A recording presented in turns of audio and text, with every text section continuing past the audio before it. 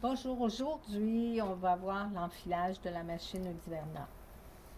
Alors je vais commencer avec la canette. J'ai déjà positionné l'aiguille, donc vous pouvez vérifier avec votre ongle. Il y a une petite rainure sur l'aiguille, si elle est face à vous, c'est que vous l'avez bien installée. La canette, le fil dévidant de la façon anti-horaire, je positionne dedans. Et il y a ici une petite coche, je vais passer le fil en dessous. On va ici prendre le fil du dessus, passer derrière, vous voyez les petites flèches. Ici une autre flèche qui dit qu'on remonte. Je vais tenir mes deux fils pour être certaine qu'il est bien en position ici dans l'anneau. On descend, crochet de l'aiguille à la hauteur de la vis et l'enfileur automatique. Je soulève tranquillement, on voit il y a une loupe. Je peux prendre la loupe et mon fil, il est passé dans le champ d'aiguille.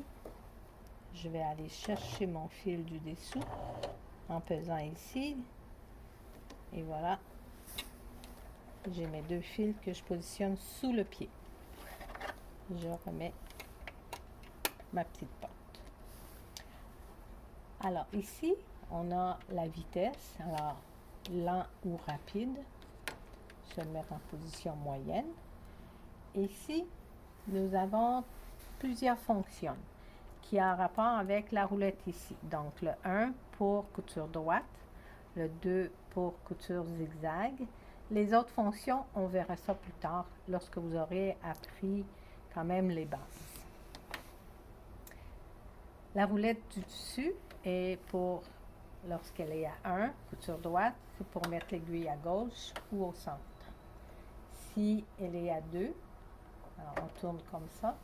À ce moment-là, je décide de ma largeur de zigzag, donc 5 étant le plus large. Ici, la deuxième roulette, c'est la longueur de point. Donc, on assemble habituellement avec le numéro 2.5. Alors, on l'enligne ici avec le petit bouton. Alors, je vais coudre mes deux pièces de tissu avec une longueur de point 2.5.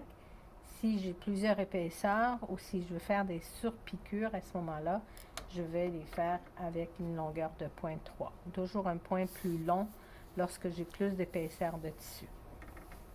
Ici, notre point de reculon pour faire le début et la fin, un